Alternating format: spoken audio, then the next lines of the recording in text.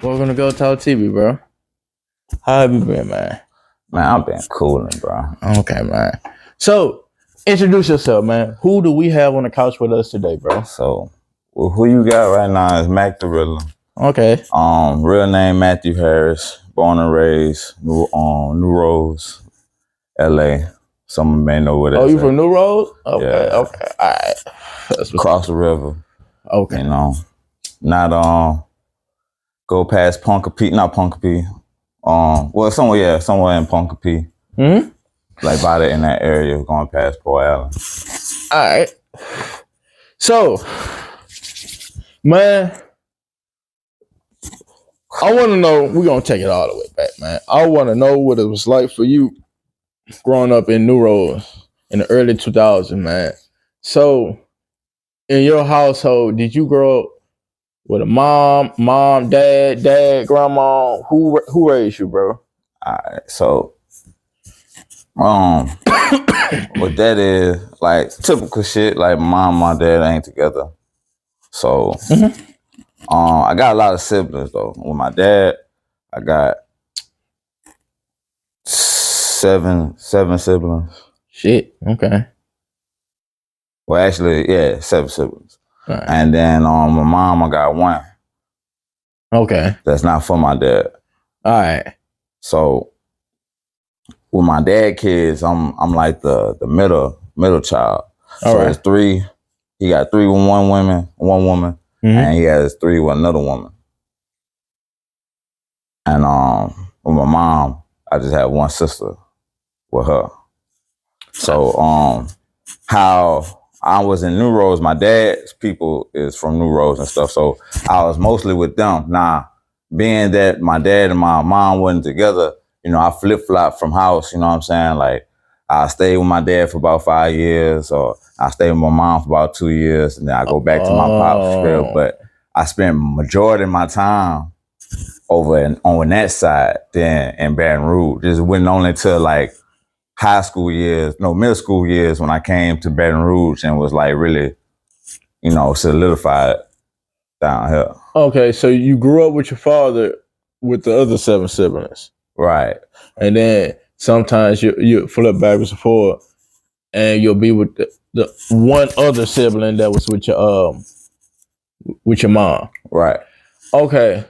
So in New Rose, what schools did you go to, man? It's a small little town on Jarrow.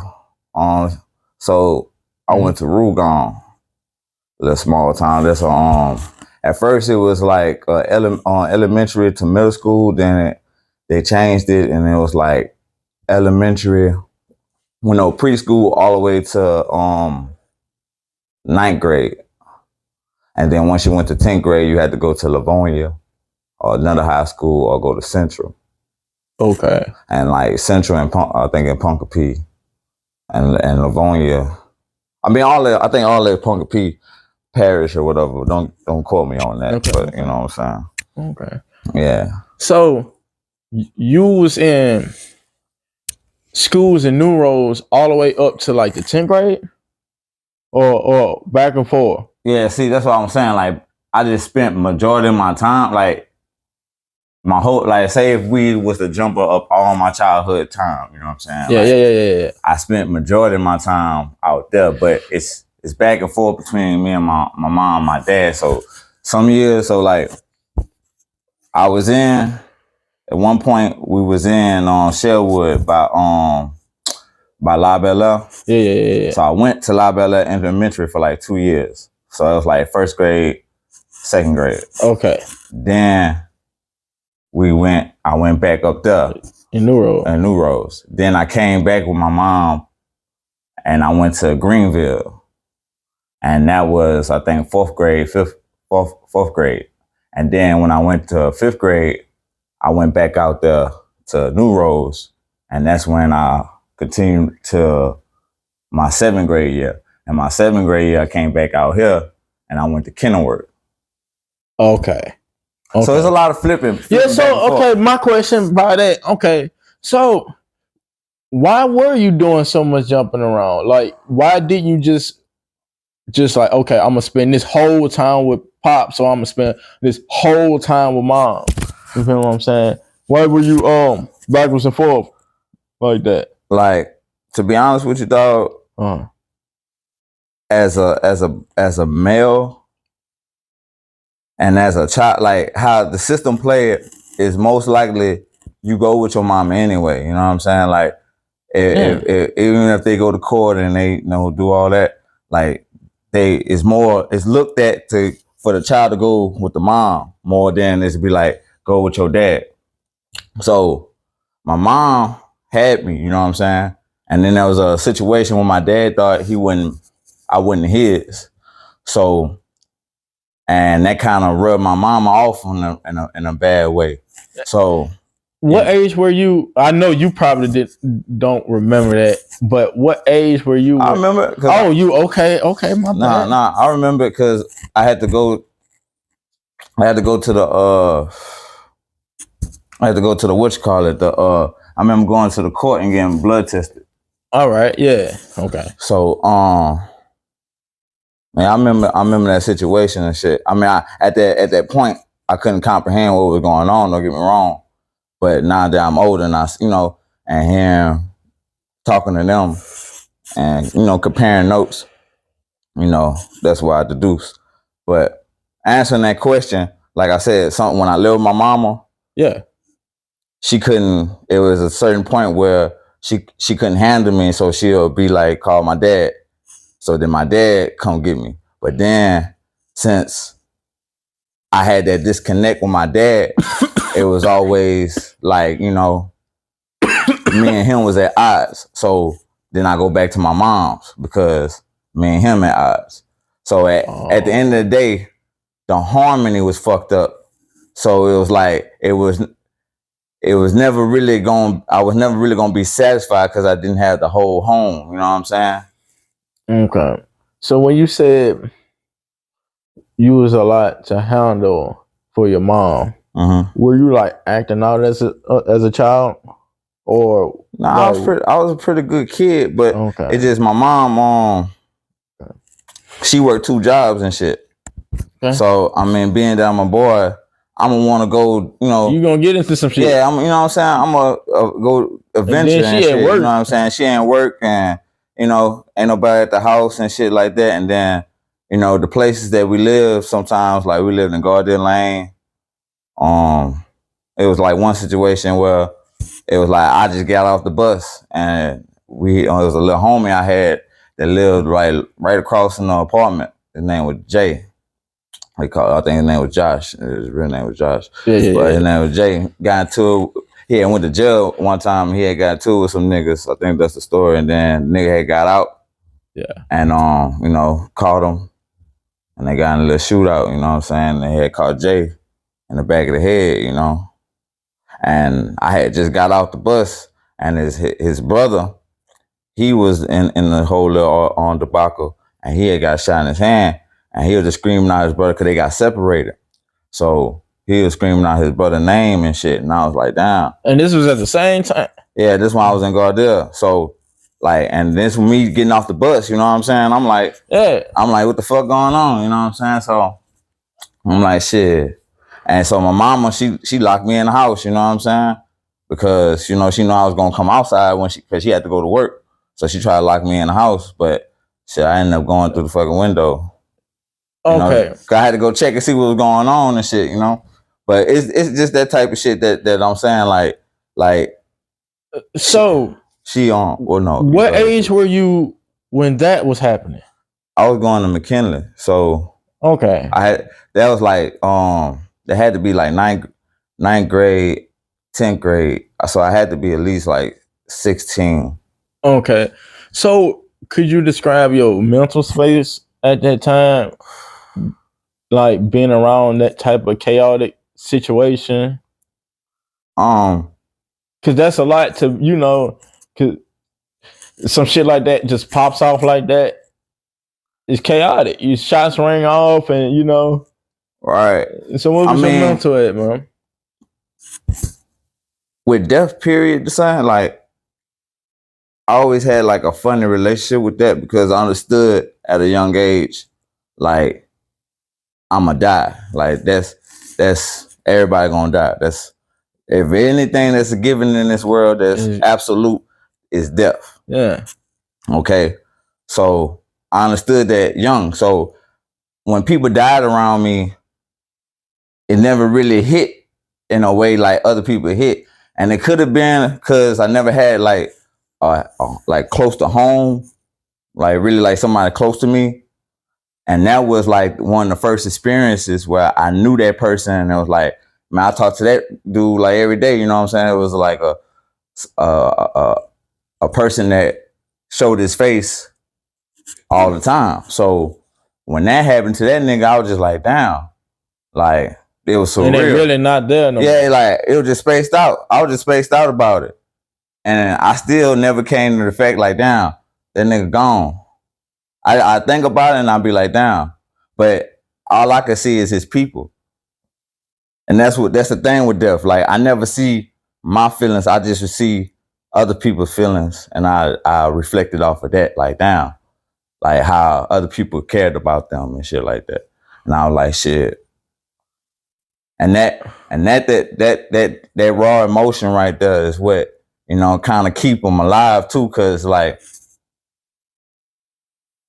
I still think about dude, you know what I'm saying? Of course. Like, you know what I'm saying? Of course. So. All right, damn. I mean, not to get too deep on that shit. No. I hear you. Yeah. You good. Okay, and you said your mom tried to lock you in the house. That was after that situation? Or like. Yeah, she just ain't want me to go because like, all right, like I said, I was just coming home, so the shit just popped off like probably was like a couple of minutes before a nigga even got to the fucking house. So okay, she was on her way to work, but she was like, you know, she just went in mom. I mean, I ain't like she locked me in the house all the time type shit. It's just in that situation, she was like, she didn't want me to be outside because she don't know what's going on. You know what I'm saying? So. You know, and she knew that I was gonna try to like, you know, be nosy and shit, you know. Okay. Yeah, so explain, okay. What type of student were you coming up? Like explain what type of stuff did you get into? What were your type of hobbies? What fascinated you coming up as a kid? You know, because like you said, you break it down, you went through some trauma and, you know, you felt like you didn't have that homely environment going backwards and forth between homes, you know? So like, man, explain like what type of kid were you? Because you did do quite a bit of bouncing around, man. I mean, to tell you the truth, I was a good student. Yeah. I was a good student, especially like in my early years, like. But see the thing with that though, coming up, I don't know if it's a black thing. I don't know if it still happens a lot. But when you smart at an early age, niggas be thinking you weird and shit. You know what I'm saying? Like being smart ain't glorified. It's not cool. And like you'll get. It's kind of crazy because you will actually get teased for being smart. You know what I'm saying? By the dumb ones. But I mean, I ain't gonna call them dumb or whatever, but it might be people. Sometimes people be saying some shit in you that they wish they could do. Like they putting their limitation on you. So say like you ask me like, man, I'm about to quit my job and I'm about to go do that. Now I'll tell you, be like, maybe most people be like, man, nah, don't do that shit. You know, I did that shit. Especially if they say that shit, man, I did that shit before and that shit ain't work out. Okay, that shit ain't work out for you. You tried that and they ain't work out. Nah, that don't mean that's gonna happen for you. You know what I'm saying? Because you might have a little different sauce. You might come in a different angle. But for them to tell you, like, project their limitation on you, you know what I'm saying? That's the crazy part. So you try to look at it like that, like even in a bad way, like in a bad situation, there still could be something good that could come out of it. Right. But at that time, that's what I'm saying. I was still a good student. I mean, I was smart, but I'm just saying, like, the people I dealt with, Yeah. family, you know what I'm saying, especially like, you know, older siblings like my they'll make me feel like being smart was like I was weird, you know what I'm saying? Because I knew shit, you know what I'm saying? You know, public school, motherfuckers find anything that talk about somebody, just anything. They make shit up. They just, you know, that's just.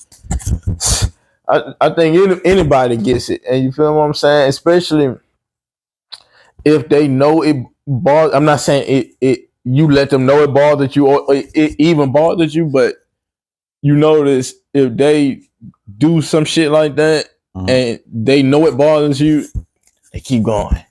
They keep at it. You feel what I'm saying? If it's a certain name you don't like, if it's a certain habit you have, or something about a body feature, facial feature that you might be self-conscious about, they'll go at it, see it, you don't like it, and now they just and keep stabbing at it. Yeah. I mean, basically that's what it was. So I mean, like coming up, I read a lot. I watched a lot of I was into animal planet and shit like that, so I knew a lot of things about animals and shit. I was into like spiritual shit. Not deep, but like I wondered about the stars. I wondered about. I wanted to be a what you call that? And shit? that was at a young age. Yeah, right. I wanted to be no, what the fuck that shit? Archaeologist. Yeah. Okay. I wanted to be that. Okay. I wanted to be an astronaut at one point. But that's the type of things I was into. Yeah. Like I said, my environment, they kind of like made me feel weird. So it was a turning point when I was like, I saw myself kind of dumbing my shit down because of, you know, to fit in and shit like that. Was it other people besides people at school that made you feel kind of weird about certain things? Like, yeah, like I said, it was like family members too. You know what I'm saying? Like I said, because I know just, you know, I know shit. Weird shit, you know what I'm saying? And they'll find it weird that I know it, and that's how they'll treat it. Question. Did that make you feel like an outcast in a way? Oh, yeah. Most definitely. Right. Most definitely. That's why I said I found myself, like, eventually kind of dumbing my shit down. Just to appease others. Right. Oh, damn. Okay. And that was kind of was one of the things that, as I think now, was like what brought me to like talking about confidence and shit like that. Like, because had I had like true, genuine confidence in that time, I would have, like, as far as in the mental thinking about it, and especially knowing myself, I would have been like, okay, regardless if they feel how they feel about it, like, I'm okay, being smart ain't a bad thing, you know what I'm saying? Like, that's cool. I ain't weird. It's good to be different. You know what I'm saying? Why would I want to be the same? Okay. So, growing up in, I've rarely been in New Orleans. I didn't grow up in New Orleans, and I want you to, for those who don't know, just what could someone expect when visiting New Orleans? What is it about? What stands out? What type of place is it? What is it known for? Like, what could you expect? What was your best memory of it? Someone that may want to visit, or, you know, heard of it but never been. Being honest, and this is just my oh shit, might be, yeah, and this is just my my opinion about it. This is not facts or anything, but when I go out there and how I visualize it, I visualize that's how that shit looked when it was slavery time, like straight plantation. Why you say that? Like, that's what it looked like. It still got like remnants of, you know, old plantation house, you know what I'm saying, the type of trees that shit. Yeah, like on some rosewood type shit. Oh damn. You know what I'm saying? Like literally, when you go out there, there's a set of train tracks. It literally splits the black side from the whiter side. Like you'll go on one side, it's like more blackish, and then the other side of it is more white. It's like pure white, and like the tracks literally splits the blacks from the whites type shit. On some segregated shit. Oh yeah. Damn, So when weird. you go to the main town, it's like on some, you know, small town, like your pharmacy, your little shit, you know. So did you rather it in New Rose or Baton Rouge? Which one did you prefer? Like just the environment type, you know, because you were backwards and forth, you know. But what areas did you like staying in the most? Did you like staying in the old southern country town type New Rose, or did you like the city? That's a very good question, bro. Yeah. And it's hard to answer because I learned a lot of shit from both ends. Okay. And I wouldn't want to take nothing away from both ends. You know what I'm saying? Because I had both, I came up with something else. You know what I'm saying? Like, okay. So I couldn't really say I would rather either one because I feel like both was necessary. Yeah, you got ties in. Yeah. Okay. That's good. I understand. So you didn't get into any sports or anything in school or anything? I played basketball when I was in going to Rugon Elementary. Okay. Okay. After that, I didn't play sports. I mean, I didn't do any sports until high school when I was on the wrestling team. I was just gonna say, okay, I thought you were wrestling or something. Yeah. You know, I ain't into the fighting sports. I ain't into big McKinley Blue, man. Yeah, I ain't into getting hit, touched, nothing, not none of that. I football, none of that shit. Like I can't get hit hard, bro. My comprehension, but I can't get hit hard. So yeah, I don't think God built me to that shit. There, man. That shit. That was a confidence builder, and also you know, building discipline and shit like that, pushing your limits and shit. Why would you say that? What just like the training for it, and like, cause in McKinley, you remember the auditorium, you know what I'm saying? It was on the incline, you know what I'm saying? Yeah. And we had to like take a dude that was like twice our weight and put him on our shoulders and like, you know, go up those inclines, come up and down. We had to do it was something like a barrel, like they'll hold our legs and we had to crawl up the incline and crawl down. It was kind of like, it seemed like on some army. Yeah, damn near some army shit, like, but I mean, it was like I went up against dudes that was like twice my size. Like I had to go against, you know, you see me right now, like I ain't the biggest guy, you know what I'm saying? I mean, I'm fit, you know what I'm saying, but you know what I'm saying, I'm slim. 250, you know. Yeah, you know what I'm saying, I'm slim at the same time, but I was going against, you know, big, you know what I'm saying, big dudes, you know what I'm saying? So yeah. And I was handling my own, you know. I won third place and not third place, second place, and won the tournaments. Oh, that's what's up. Okay. How many matches you have to fight in the tournament? And it's like you had to do, I think, about like four, depending like how you win. Like if you win, then it's probably like 3 or 4. If you lose, then you probably do an extra one to try to get back in, you know, in the race. But okay. Yeah, we used to travel, you know, and that was another thing doing sports, especially with school, you get to travel and stuff. So okay, like okay. All right.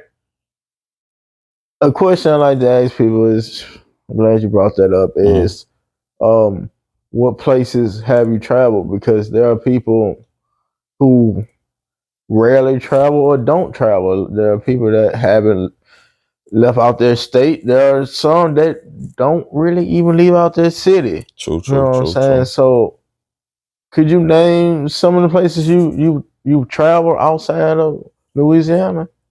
Okay, I went to a band in New York. Okay. I've been to Tennessee, Florida, of course, Tennessee. I always wanted to try Atlanta, Tennessee. Where in Tennessee? Memphis. Memphis. Did you try the food out there? Barbecue. I don't like Tennessee though, bro. Why you say that? It's just bad omen every time I go there type shit. Like I just don't like. First time I went there, when I was little, I was swimming in the swimming pool, man, and that I ended up getting like a boil on my knee or some shit, bro. Man. And then the second time I went out there, I think I was working out there with I was working for 2 Man in a truck. Yeah. And we had went out there and we couldn't get no hotel, and then it was storming, tornado. You know, that mug was known for tornado. You know, it's known for tornadoes. Shit, matter of fact, I think some people got killed. Like 7 people got killed recently from tornadoes in Memphis. You know what I'm saying? Or Tennessee. So like they've been known for tornadoes. So we were dead snapped by a bit tornado. You know what I'm saying? Because all we could do was pull up to a hotel parking lot, and they had like a bank right by it. And like since it was storming, like the bank started overflowing, then the wind started rocking the truck. Oh, you know, like they was about to tip us in the bank type stuff. You know what I'm saying? So we had to sleep in the truck. But yeah, Tennessee, man. Shit. I mean, no disrespect, you know. Shout out to Tennessee, but but for me, I can't do it just ain't for me, love. You know. Okay. All right. But yeah. So one more: Denver, Colorado, Delaware, whatever. I think Delaware. Yeah. And briefly, and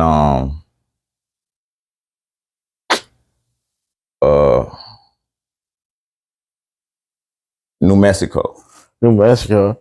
Damn, what you went out to New Mexico for? I mean, I had to get to New Mexico. I mean, I had to go through New Mexico to get to Denver. I had drove. Okay, all right. So, what type of advice would you give to those who haven't, like I said, really left out their comfort zone, out of their city or out their state? What type of advice would you give them? It's okay to step out your comfort zone and try new things. Yeah. Just don't have too much of a high expectation for wherever you do go to, because I mean, just because it's like you always been here, so wherever you at, you know everything kind of, or you would think somebody would know every crevice and stuff of their own environment, right? Yeah. And then so they'll automatically be like, oh, ain't nothing to do in Louisiana and stuff like that. And thinking like, okay, I'm gonna go out here to another place and there's so much else to do. Which it might be true. It might have, because it's a different place, yes. But you always gonna miss your home. You always gonna, you know what I'm saying? Cause I interviewed someone and he was like, he stayed out there in Ohio before. And he said it was cool to stay out there, but he didn't like the food because he was like, man, it was like everything was like bland. They didn't even sell the same seasonings they had that we have down here. They didn't have that up there. Right. He said he had to have family members like ship him boxes of seasoning up there because he just could not eat the food because it was just like so. And also when I like go online and see like people like for instance, when Boosie, when he makes food and stuff like that, man, people will be in the comments, they'll be surprised at like the amount of seasoning or spice or whatever he use, but little do they know down here that's what we do. You know what I'm saying? Right. So that's one of the things he missed about home. It's like, yeah, it's not a whole lot of places you're gonna get that down south type of taste or even vibe sometimes. Yeah, that's what I'm saying. Like, it's good to go step out your comfort zone and go travel and stuff, but you always gonna have a homesickness. Yeah, yeah. And you probably won't even know until you leave. Like you Mm-hmm. said, had the expectations that it's really not all that. Then you're like, damn, I could have just. Like, cause like one thing right now, everybody want to go to Texas. Everybody want to go to Houston. Everybody, you know, want to leave here and go to Atlanta. You know what I'm saying? Not to say nothing bad about that, but I'm just saying like, but then they go out there and be like, shit. They, you know, every place have its bull. It's just like you leave one job to go to another job. You probably ask somebody that stay there, and they'll say the same thing. I mean, ain't shit to do here. The same shit we'll say when someone asks us about BR, man. So, man, like we were speaking on earlier, man. We were speaking on a music tip, man, because we've done music before. Right. I want to dissect that a little bit. So, man, when did you get started? Like, where did that first musical influence come from, man? What made you inspired by music? Period, bro. All right. On my father's side, majority of them are musically inclined. Like, majority of my uncles play instruments. Okay. One of my uncles played trombone for the Temptations for a long time. Oh, damn. Fun fact. Okay. My other uncle, he played guitar, but he passed away. A lot of my aunties, cousins, they could sing in church. So, but as far as like with rapping and shit like that, my brother inspired me to rap because I used to see him rap and stuff like that. So, shout out to Beezy B. Harris. You know what I'm saying? Baby, this was an older brother. Yeah, that's my I only got one brother, so okay. Because I remember you mentioned a lot of siblings. So wait, you only have one brother, so all the rest of them female? God damn. Okay. Right. Shit, that's a lot of females. Yeah, man. So damn. So what was it like growing up in a house basically full of females, man? Not that bad. Cause I stayed, like I said, all right. So like when I stayed with my pops, he was with his late wife. Rest in peace, Lisa. She gone. She died this year. R.I.P., man. But she had 3 kids with him, and I was there for all of them, and it wasn't bad. Like, you know what I'm saying, being like a big bro and shit like that. The only thing it was like a disconnect because, like I said, I felt like a middle child, and I felt like it was like a lot of I felt type shit and not a lot of me thinking. You know what I'm saying? So I was just in my feelings with a lot of shit. So I was just like, shit, I'm a middle child. Like, you know, when we all come together, because like I said, it's 3 on this side and 3 on this side, and it's just me in the middle, right? So it's like if we all come together for some shit, like say Christmas or some shit, like they come with their own siblings and then they leave with their own siblings. Like I'm the only one that's by itself. Like I go back home by myself, you know what I'm saying? I don't got, you know what I'm saying? I don't got the other party. And the only other party is my sister on my mama's side, you know what I'm saying? So when I go back to my mama and like my sister on my mama's side, she really don't have a relationship with my daddy kids, you know what I'm saying? Because that's not her dad, you know what I'm saying? So that's the siblings you're related to. Right. She know them, and you know, but it's okay. Yeah. She know of them, and she, you know, converse with some of them, but it ain't no like we all just like intertwined and shit like that. So, But nah, growing up with like just females, I just seen a lot of stuff. As far as like not a lot of stuff bad, but just like, all right, I know how to be around the feminine energy, you know what I'm saying? And like not be. Did they, okay, growing up with sisters, did they put you on like game or something about like when it comes to females, like, hey, look out for this, or when a female says this, she really means this? Did they put you on some type of game or something? Not so much the ones on my pop side, on my sister. I mean, on my sister on my mom's side put me on a lot of game.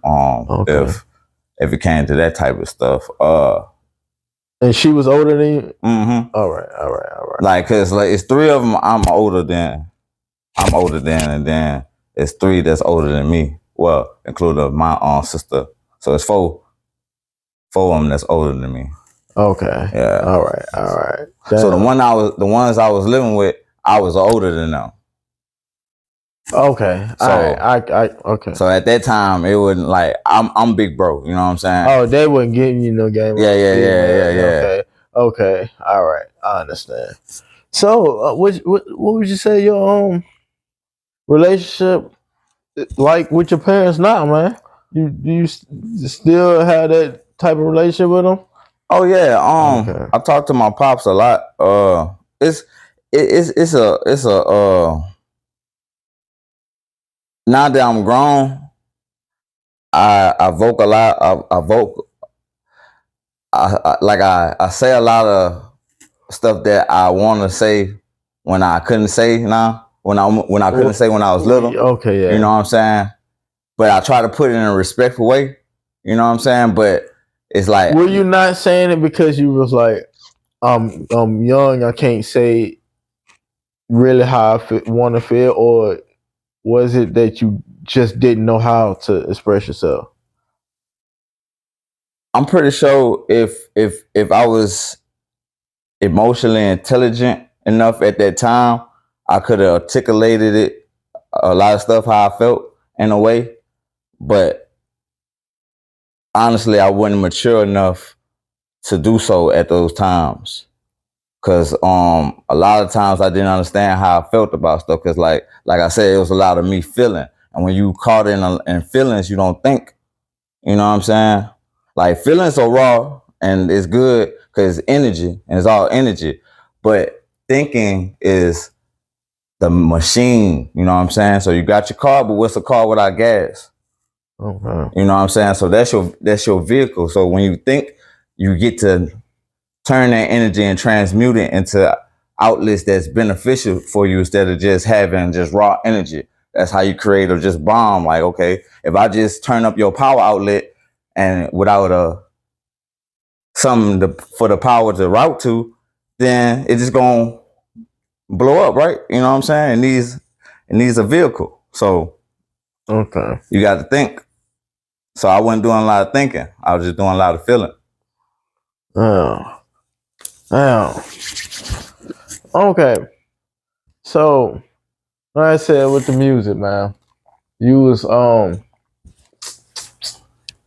you said your brother was the one, as far as the rap, that influenced you and stuff like that. Mm-hmm. So, when did you say, okay, I want to try this for myself?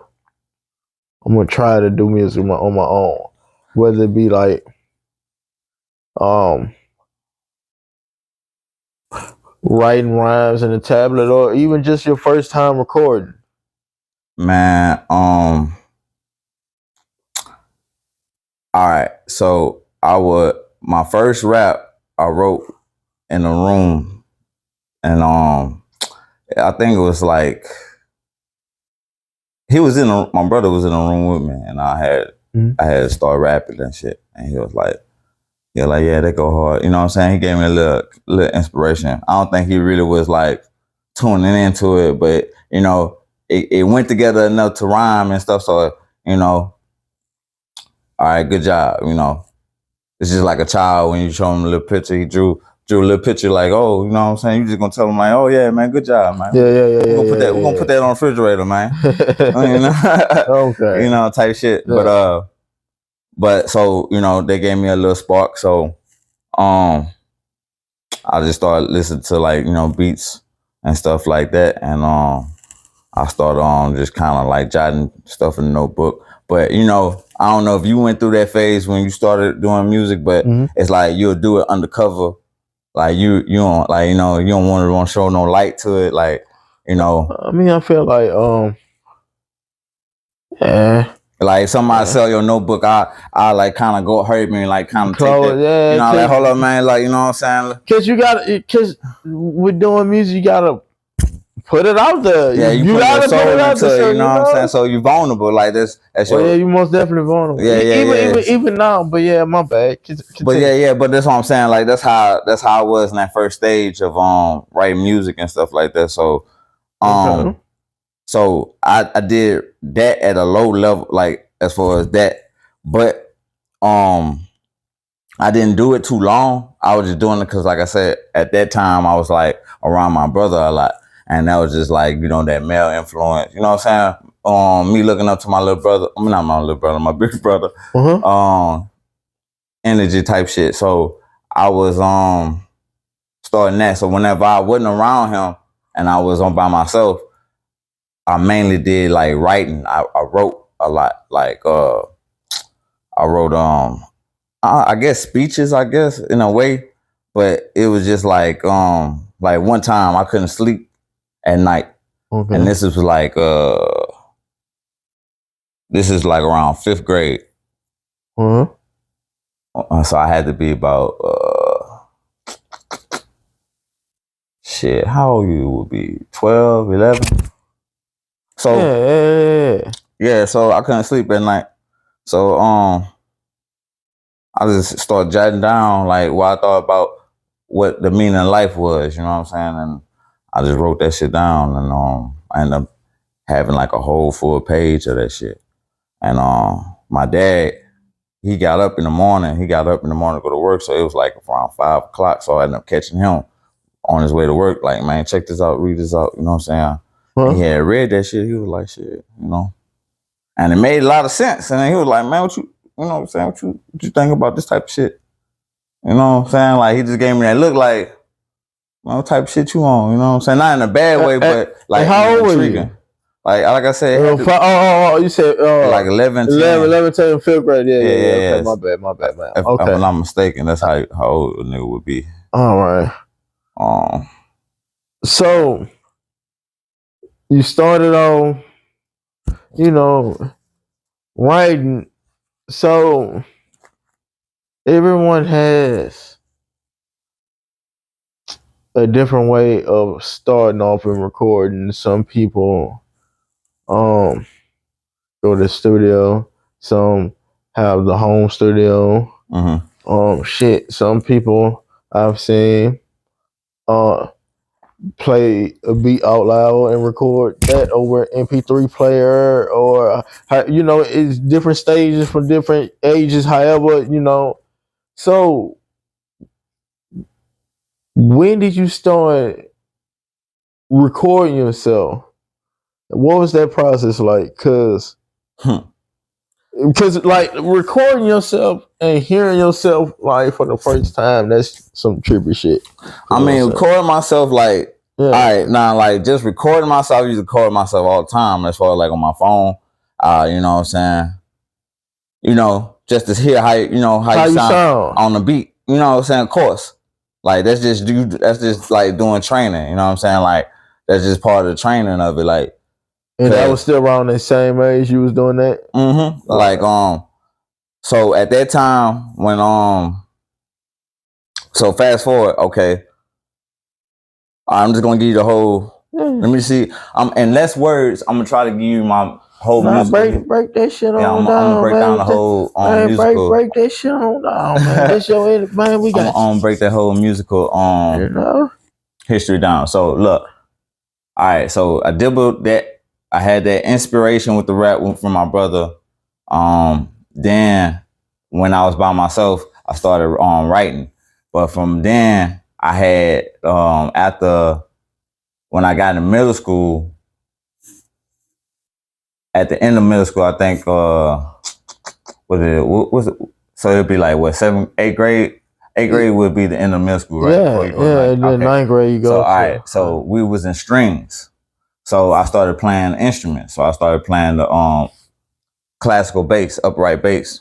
Okay. Then I started playing the bass guitar. And you was just trying some shit out? I mean, basically, like when I started doing the upright bass, I didn't know how to read music. That was the dilemma, because everybody knew how to, because they was teaching. But when I got into the class, I had my first semester. I had got into the class. It was late. So like by the time I was in there, everybody knew how to, at least read the music. So I was still trying to read music, but I couldn't do it. So what I did, I improvised. I could hear music, I just couldn't read it. So I knew how to play the note based on, what I felt like what it was. You know what I'm saying? Like all she had to show me was like, this what a D sound like, this what the C sound like. Like when she showed me what strings was what, like this the D string, this the C string, whoop the whoop. All right. So when it came down to like when they played the song and you had to read the music, all I did was just feel the notes instead of like reading the notes. And I had got an award for that shit. I had got like a most improved award. Some Ray Charles shit or something? Okay. I mean, but like I said, like that was just coming in from the practice and listen to beats and being on rhythm. Like it wasn't even like me, like I said, I just felt when it came in. So it was like more of a being in tune with that metronome type shit. Like when it so I had like my own internal metronome going on. Okay. So it's like I feel what it was, but I just couldn't read the music.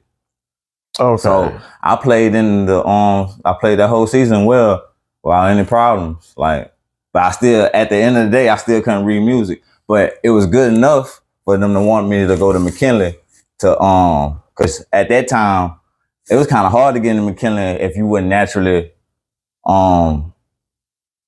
if you went in that area and shit, like, cause at the time McKinley was like, shit, I had to use somebody's address to go there, cause I stayed in the South, but for some reason it was like, it was terror and shit. It was a thing about, but like, all right, so before I went to McKinley though, I went to like Lehigh. Shout out Lehigh, man. Yeah. All the niggas from Lehigh, you heard me. But shit, yeah, I went to Lehigh just for my 9th year grade, like my beginning of my 9th year grade. And I had ended up transferring to McKinley. And so happened like later I think a year later, or I think later on, they closed down Lee. So they had to split Lehigh into different schools. So a lot of people from Lehigh had came to, some people came from Lehigh to McKinley. And some people went to Woodlawn. That's how you ended up at McKinley. No, that's not how. I just so happened left before that happened. Like I left because of the music. Like I left. That's what I'm saying. This is the part of the music journey. Like I left because I got transferred because of strings. Oh, okay. You got in because of the music. Yeah. Okay. All right. Yeah. All right, so that's the only reason why I was going to McKinley, because I got transferred because of the string shit. Oh damn. So I was supposed to be going into that shit tough. Cause like I said, I couldn't read music. Like, nigga, I couldn't read music, but I was playing this shit. Like, you know what I'm saying? Now I wasn't like no Mozart. So did they ever help you with the read music thing? Not really, cause see, this is why I start fucking up though. Like once I got to McKinley though. See, this that shit though. Like once you get alright, so once I got to McKinley, that was just a whole different type of atmosphere. Like, man, and I'm talking about this like raw McKinley, like before cameras and all that type of shit. You know what I'm saying? Like OG McKinley, you know what I'm saying? Oh, okay. Still remnants of OG McKinley, you know what I'm saying? I'm talking about like, niggas walk around with blunts. Oh, damn. You know what I'm saying? Like that type of shit, It's still prestigious. Hey, don't get me wrong, it's still good school. I be still seeing Mr. Brown at the he be at the gas station overseas and I be seeing him. Yup. Still seeing You got slimmer though, but still slim. But shit, Chad, man. But shit, Chad, why you ain't like pursue like a profession in like that part of music, like doing instruments? Have you tried? I don't know, man. It was just me going through puberty, and I was just like, I just got into like getting at the girls and shit, man. And Okay. even though now thinking about it, I could have did the same thing, and it would have got way better like quality, if not that. You know what I'm saying? Because it ain't never too late. Nah, I'm just saying, like the people that they playing the orchestra, man, that's a whole level. That's some freaky ass people, saying. But digressing. Like if that's I'm just saying that was my goal. I could have did the same thing, but it was just like, man, like I said, you know, my environment, it wouldn't at the first, like, it wouldn't really like looked at coolest, cool type shit. You know what I'm saying? So, you know, I kind of fell out of it. I didn't take it seriously. I mean, I had like self-sabotaging type of complex.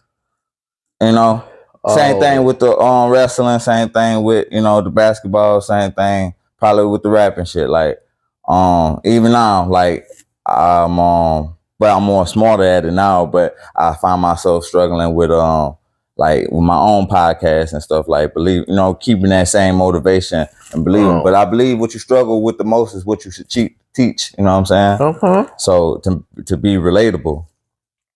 Okay. So in those beginning stages out there, you know, recording yourself and stuff like that, did you have moments where you was like, man, I'm gonna give this shit a go. I'm gonna, you know, see what I can do with this music shit, man. All right. So like when it came to the recording, and when my first recording, my cousin Jasmine Martin, she had like the whole little microphone. I think she was using Audacity or something like that. Yeah, I know a few people that was using that. You know what I'm saying? So we just recorded at her house.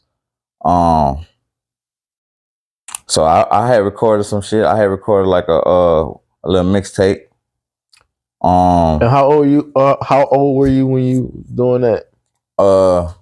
This was like 10, 11. So I had to be like 17. Okay. Yeah, 17. All right. So I recorded that. And that was just a lot of influence from Lil Wayne, and I was into like ASAP Rocky, ASAP Mob and shit like that.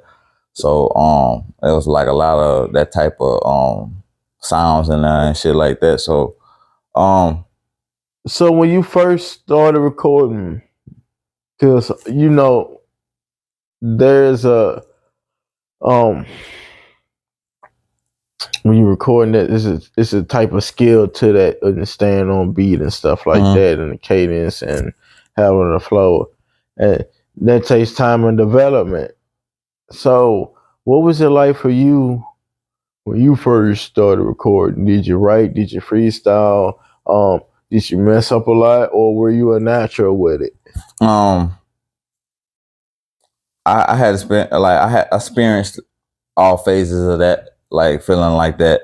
I had moments where it was like I was in my head a lot about it. You know what I'm saying? Pretty because like it was a time when it's different when you doing it like when you doing it yourself, or like with somebody that had a laptop and they ain't really charge you, versus when somebody charge you and you know you're on a time frame, so you got to be right. And especially it's your first time, yeah, you know what I'm saying? It's like you're more nervous because you're not really used to recording to him, so you thinking like, okay, shit, do he even know? You know, even though you paying him, like you like, shit, he might think my shit whack or something. Like you just in your head about a lot of stuff, you know what I'm saying? So like those are times where I might mess up, you know, with the takes and stuff like that. But as far as like in general recording, like my voice cadence has always been like good and like natural. So I had rhythm on the beat, you know, as far as how to come on and stuff like that. So it really wasn't no problem. I always just struggle to like try to get the quality right. to where, you know, it sounded official. So, what were your rap names coming up? Was it always Mac the Riddler, or you? Nah, it was Young Mac, and then I changed it to Mac the Riddler.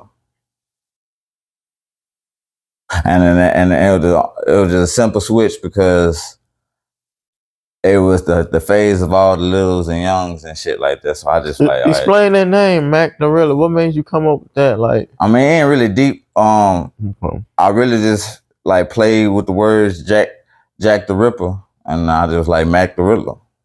Okay. You know, and I was like, I looked it up, see somebody had that shit, and I was like, nobody really, you know, got that. So I was like, I'm running with it. And then okay, cause shit, I've always used my name. You know what I'm saying? I never even where that comes from. I mean, like Matthew Harris, though. I mean, like, I don't know. It don't sound like no. See, in my family, we don't do nicknames. Well, we don't do a whole bunch of nicknames. I know people that have families that everyone has a nickname.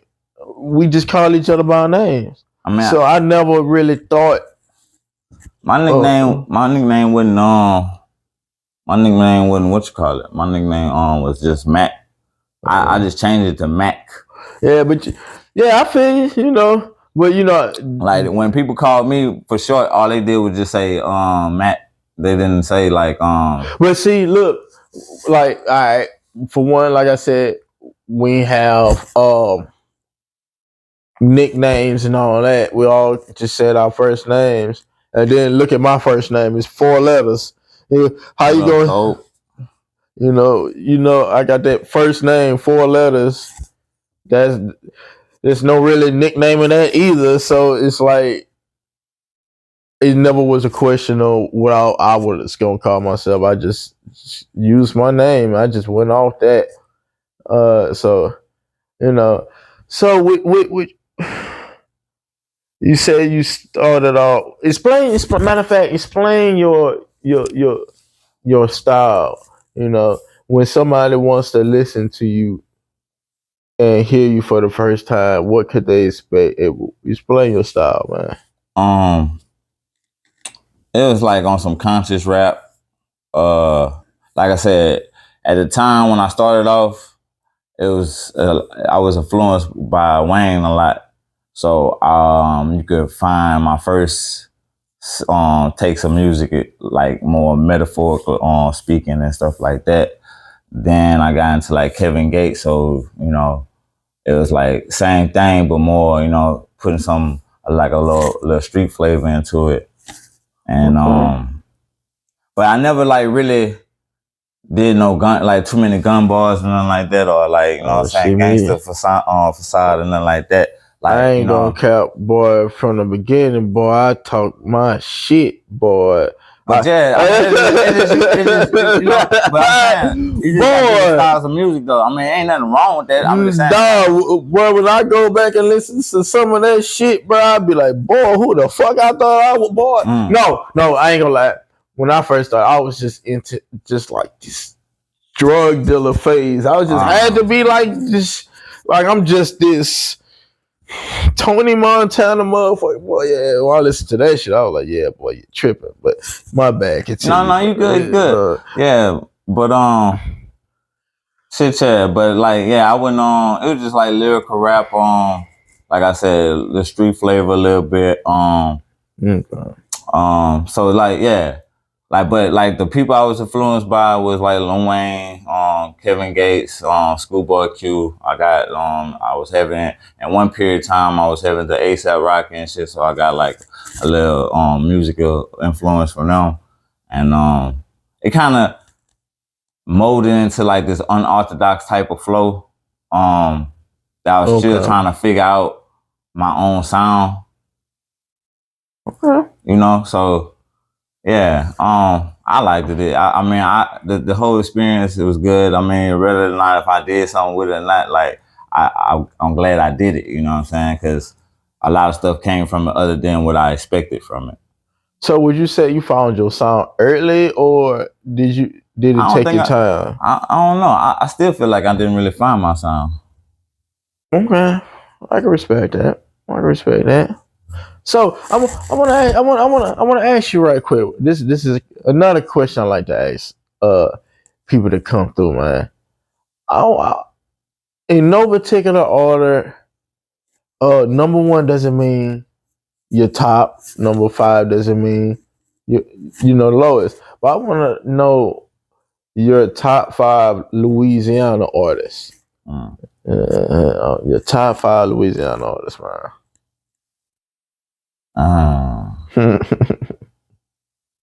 Man, about to be mad at me.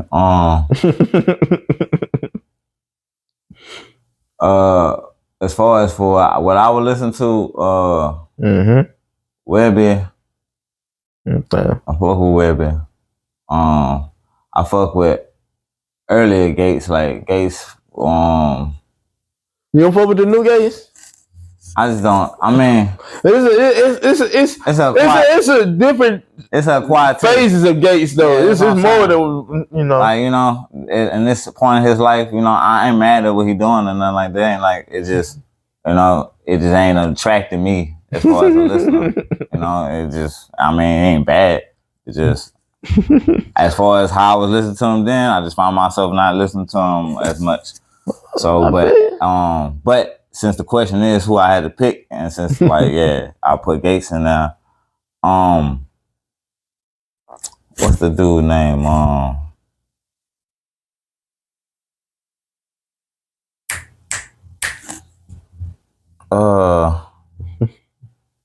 Dude that would be from Young Boy. Boosie? No. Dog dude. Dog dude. Oh, Fredo Man? Yeah, I fuck with Fredo. Oh, look, all right, see, when you say dog, I'm dogging the Fredo. Like, when you say dog dude, I'm like, Boosie? I fuck with Fredo. Okay, all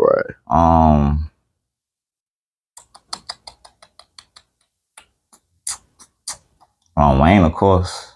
Okay. How many? We got one more. You said Webby. You said Fredo. You said Gates. Right. You just said Boosie, huh? I mean, no. Who you just said? I ain't say Boosie, but I mean, if I listen to Webby, I mean Boosie. At one point in time, you couldn't hit one without the other. Right. So I mean, but Boosie is just like, I don't know. It's just Boosie. You ain't got no choice on Boosie. Like, you gonna hear Boosie. So I mean, that's like a bonus that's always be there. But you know what I'm saying. But I ain't gonna, like, you already know nigga gonna listen to Boosie. Like, you know what I'm saying. So yeah, regardless if you like Boosie or not, like if you from here, you gonna hear Boosie. You know what I'm saying. So most definitely. Oh, you gonna hear some Boosie. So but the last person.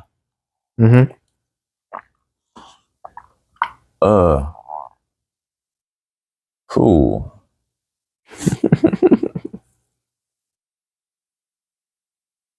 Last person. I did like dude, man.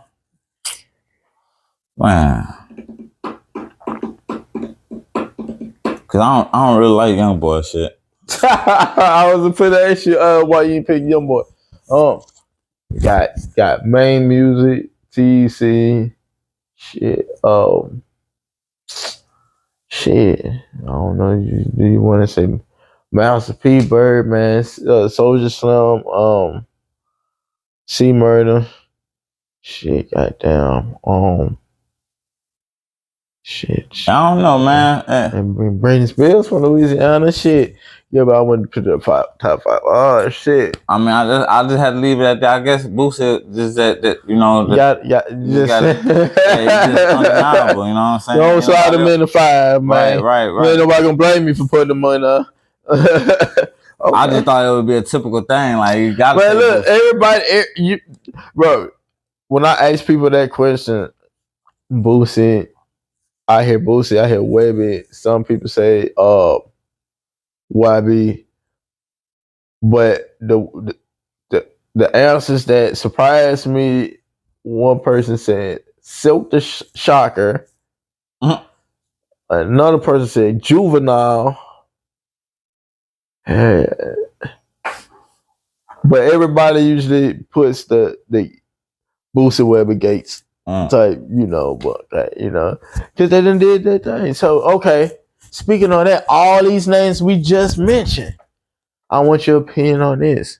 Well, okay, what would you say the influence Louisiana has had on the music industry? We done mentioned all those names, and it had a big impact.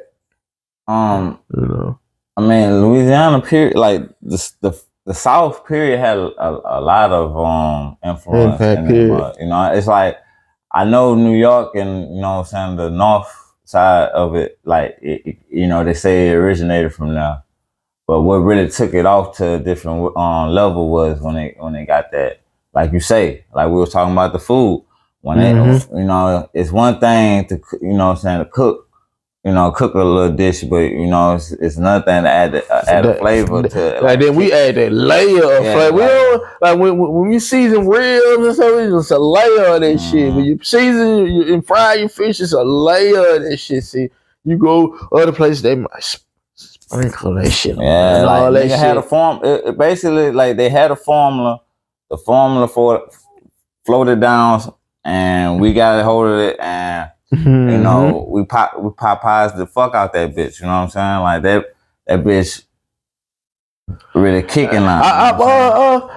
Even some people say, man, he said the Popeyes ain't, and even the Popeyes ain't the same. Ain't none of that shit the same. It's like it's so bland out there. Oh man. So I'd be damned if I pulled up to Popeyes and that motherfucker bland. Oh, bro, I'm moving that day, boy.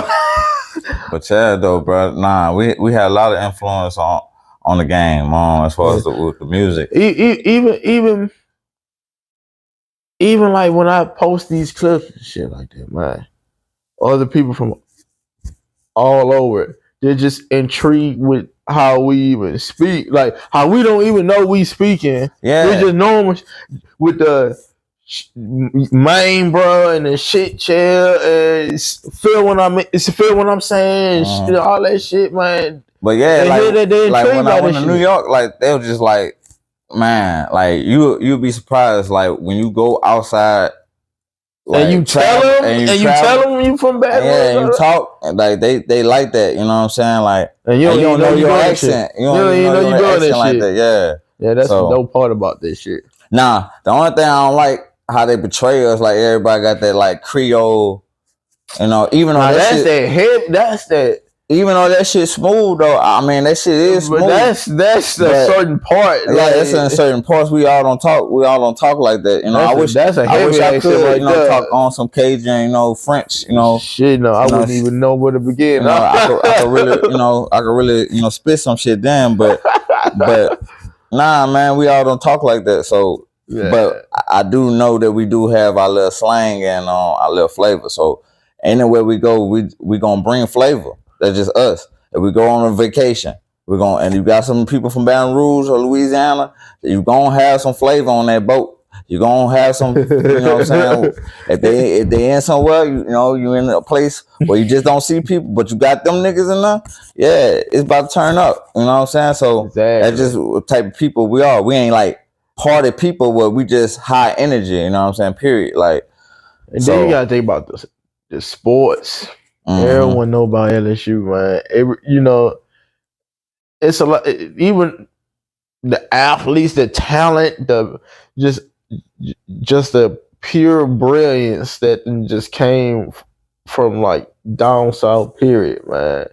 Yeah, it's a great impact. So, like, I want to know if you had the opportunity, if you made it big with the music podcasting thing. Okay, let's say we're gonna start with the music because we're still on the music.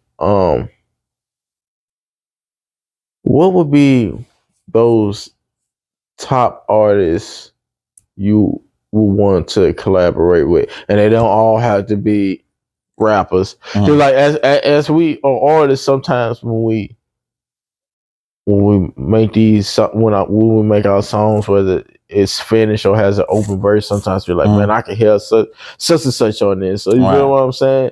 So what would be those go-to artists that you would want to work with if you had the chance to? Definitely had to get to work with Drake. Of course. And you get you. I mean, I like Drake. I'm a fan of Drake, and but just how he operated on a business wise with the music. Like when he say like, you know, when one of these songs like he'll hop on that bitch and make the label think they need you. Like, yeah, that's real quick. You know what I'm saying? Yeah, he'll get you on right quick. So I wouldn't blame you for linking up with a Drake. You know what I'm saying? So, you know, I'll make a Drake track right quick. As far as like just personal wise, because it's like just music, I like to do like something with like with Andre. I even give him Andre 3000. Yeah. Okay. I even give in the studio with Kanye. You know what I'm saying? Yeah, as long as you keep it in the studio. Yeah. I get in that bit with that dude just to see how he start jumping on his live and shit. You know what I'm saying? Just to see how he, you know what I'm saying, how he operate. You know what I'm saying? Because just to learn some shit really from him. Because I mean, at the end of the day, the music.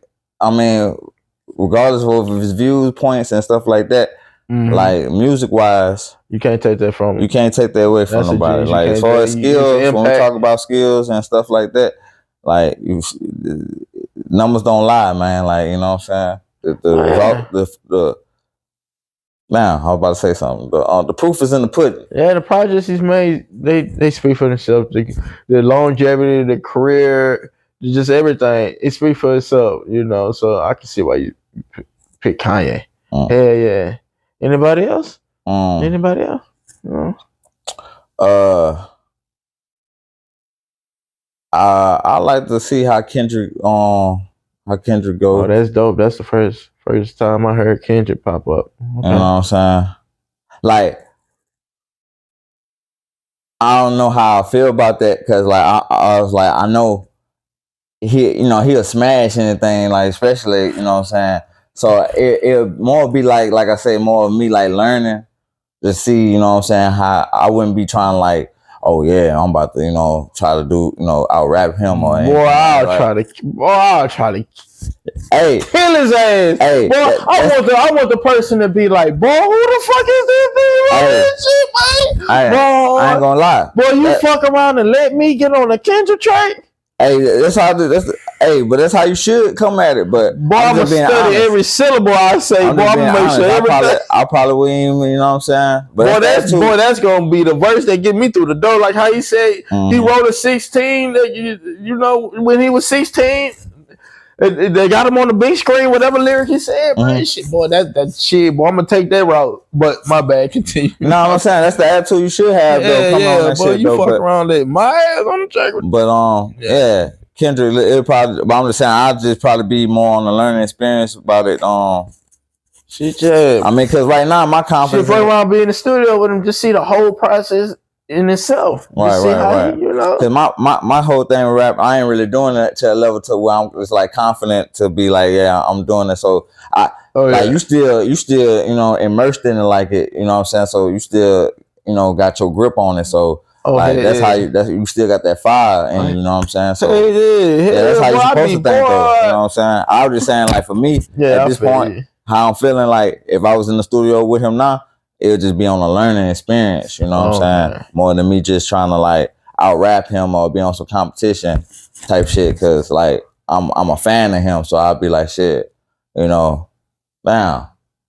I get it. I'll be trying to just take all that shit in. But no, most definitely though. But musically wise though, bro, like no matter what you do with it, whether you do something with it or not, like, you know what I'm saying? Like I was telling you before we had came in, that even if you don't do something with it, it's all art, and you could always branch off into other things, other outlets, you know. They content, man. Just continue making content, man. Evolve, man.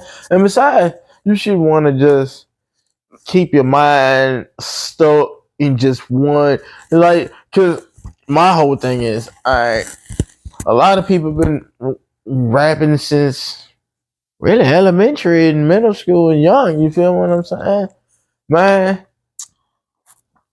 I feel like you've been rapping that long.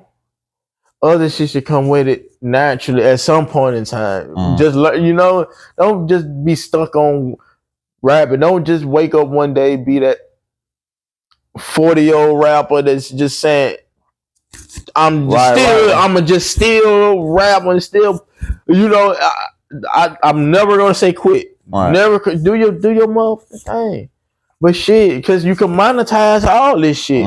So make your bread, bro. However you get noticed, because then you might get noticed for one thing, then you can just put it in. You fall into it. So I'll never say, but I feel like, man, branch off, do other stuff as well. You feel me? What I'm saying? Because the biggest people, they didn't just get to where they are just by rapping.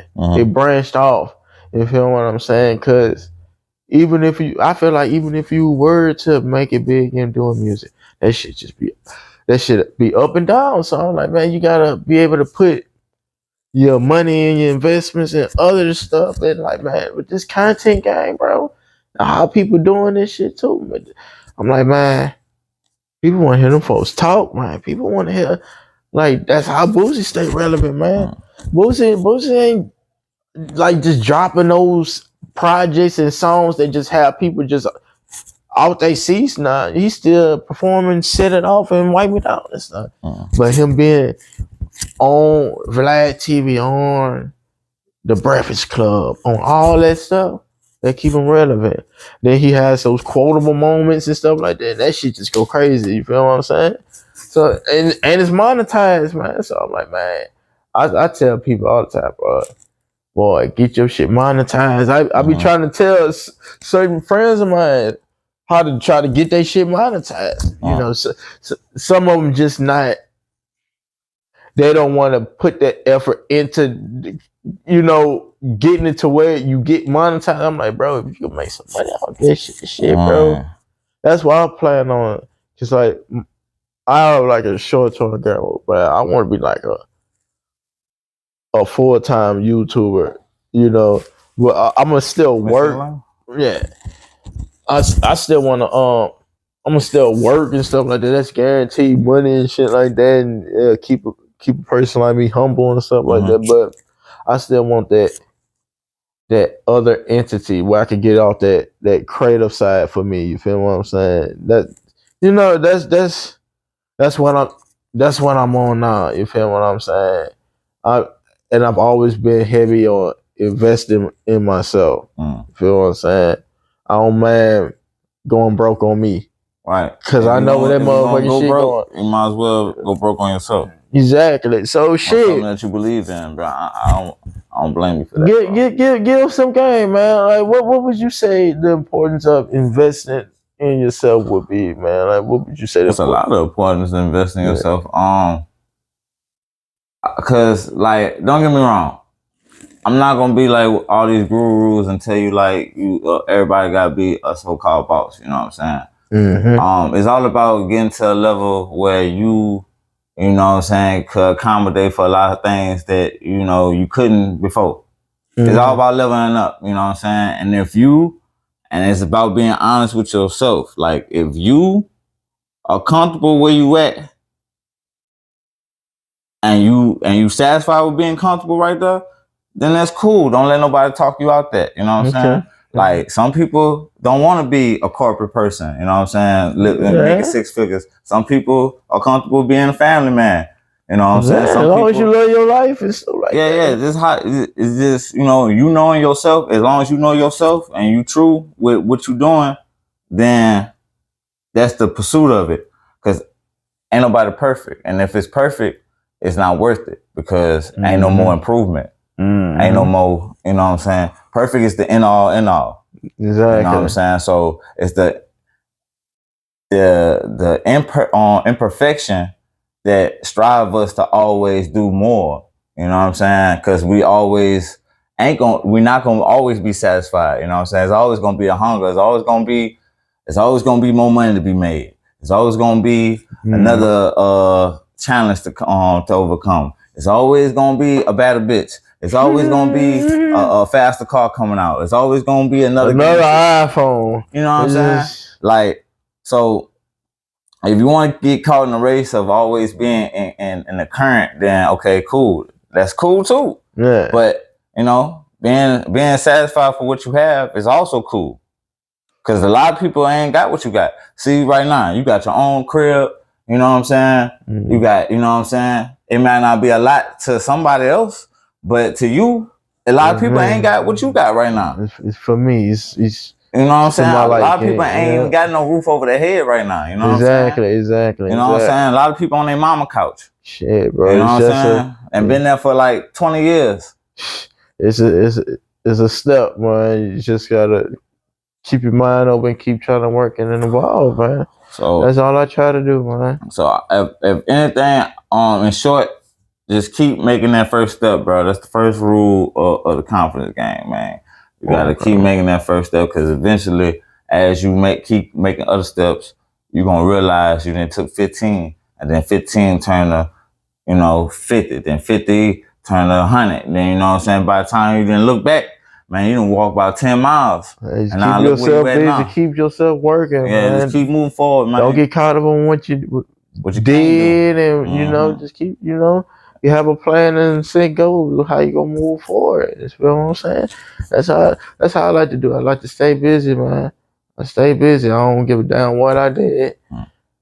Let's do this shit. That's hobby. You feel what I'm saying? So we're gonna get on the podcast and stuff, man. So what's the name of your podcast for those? So the name of the podcast is Asada Mac. You catch me on Spotify, Apple Podcasts, Amazon, and Google. I mean, really, you can just Google me and Google me. Shit, that's my favorite boy. You better Google me. So shit. So you can catch me on that. What I talk about on them, mostly just what I was just saying.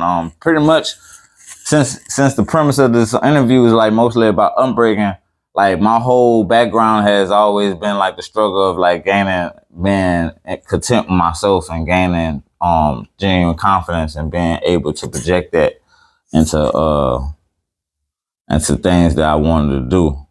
Cause like I said, I was always intelligent. Sometimes I felt like I had to dial my own intelligence back to for other people's being. But and I also dealt with like a self-sabotaging complex with a lot of things that I did and I didn't follow through. So being older now and realizing that, you are getting older, but not letting that scare me, but just, learning from all the experience that it's okay to be myself and to be content with what I have if that's what I want to do. And also if I want anything, I will get it. Like you know what I'm saying? I just have to really want it.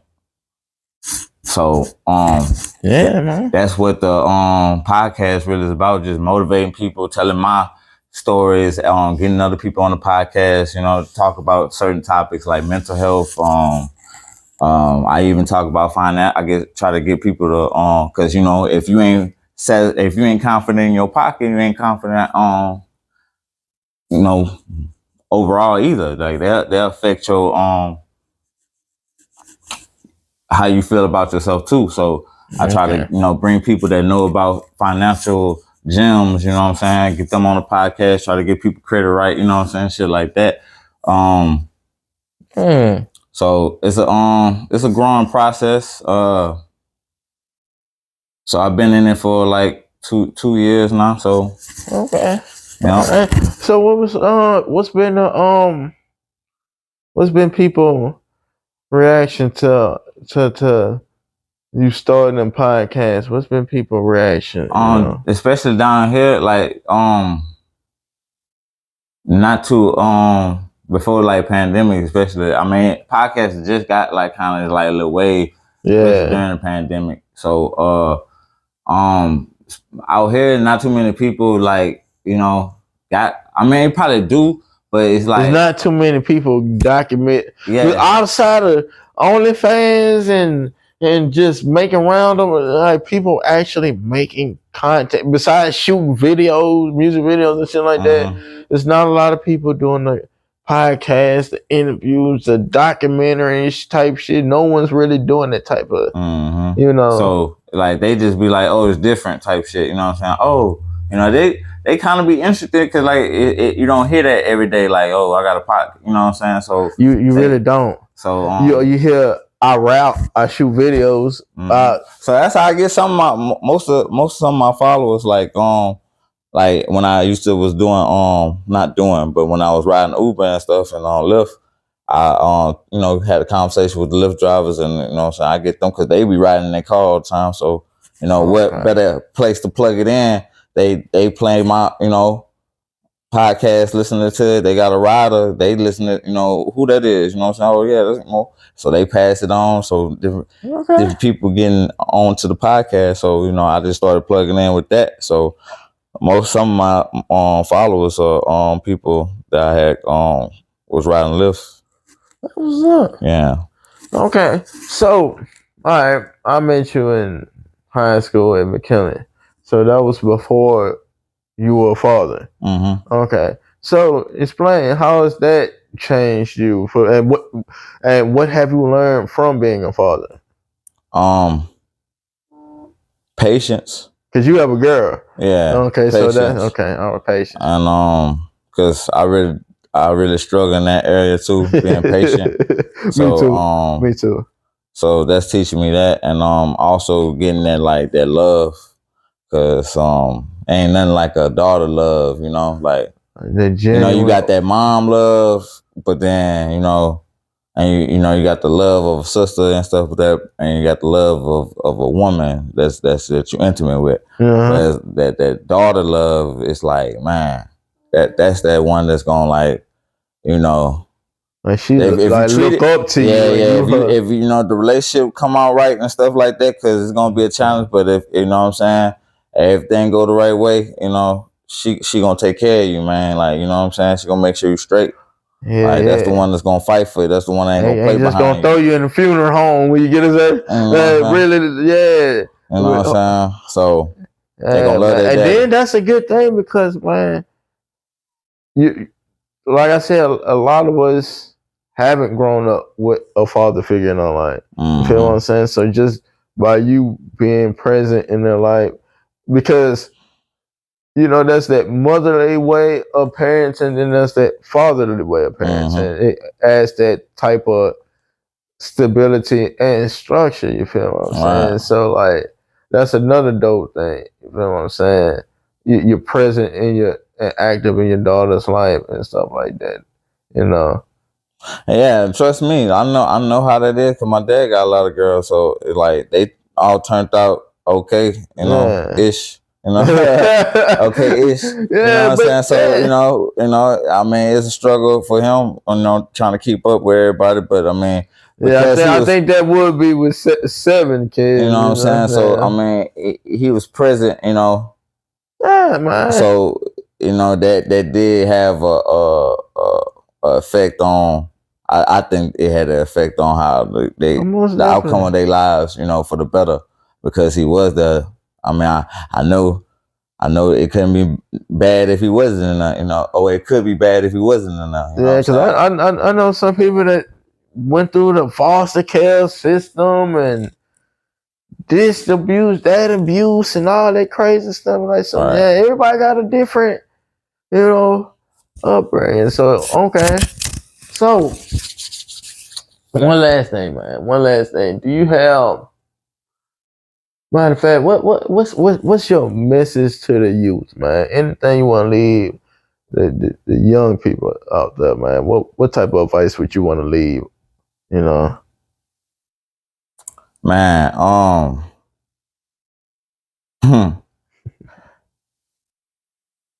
As a man, especially, all right, let me talk. I'm gonna address like men and women in general. Well, first, I'm gonna address the men. as a young man, there's no ceremony for us to that's really that makes us feel like a man, like that really tells us that we're a man. Like all of a sudden our voice get deeper or some shit like that, and then your mama and them tell, oh, you know you're a man or something like that. But nah, you not really ain't no man, because then you know what then you gotta dig into like what makes a man, like, you know what I'm saying, handling your own, standing on your principles, you know what I'm saying, shit like that. You know, do you check those boxes off, you know? And a lot of times we struggle with that, and we don't realize that we don't mature until a later age. You know what I'm saying? Sometimes some people don't mature until 30. Sometimes people don't mature until they actual 40. You know what I'm saying? Like it takes time. It takes time. Life is about growing. You spend your whole life figuring it out. It's not a checkpoint where you just boom. I just know everything. Life is about growth and involvement, you know. So I say know that you ain't gonna have it all figured out, and you ain't never gonna have all the pieces that you should have. It's never gonna be like, I got all things. Look, I got everything I need. You know what I'm saying? I'm about to do it now. Because sometimes we get caught in our heads and be like, all right, I ain't gonna do this until this is set up like this.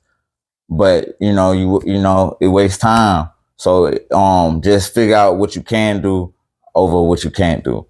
If you just keep that mantra and keep that going, I promise you. Take those little steps, add into big. Right. Chew off what you can chew off, you know what I'm saying? And, you know, take it down. Slow motion better than no motion. Right. So, let's figure out what you can do, make what you can, and keep at it. Because I know one thing for sure, if you don't do nothing, then you get nothing. Nothing from nothing equals nothing. So, you know, that's death. If you ain't got no motion and you still that's a dead body still, you know what I'm saying, ain't got no motion, man. Exactly. You know what I'm saying? It's the true death. Yeah. So look, like you say, wrapping it up, like I said, just a quick summary, you know, I'm from New Rose. You know, I was been musically inclined. Yeah, where can they find your podcast, and where can they find your music, man? Music kind of shaky because I had them bitches on old website like Hawkshare and shit like that. Okay. I forgot all them what those things is. So, but like I said, podcast though, you could catch me on Spotify, podcast, Apple Podcasts, Amazon Podcasts, really anywhere you get your podcast. You could Google me anywhere. Instagram, Asada Mac. Facebook, Asada Mac. Like I said, man, check that out. You know, go follow.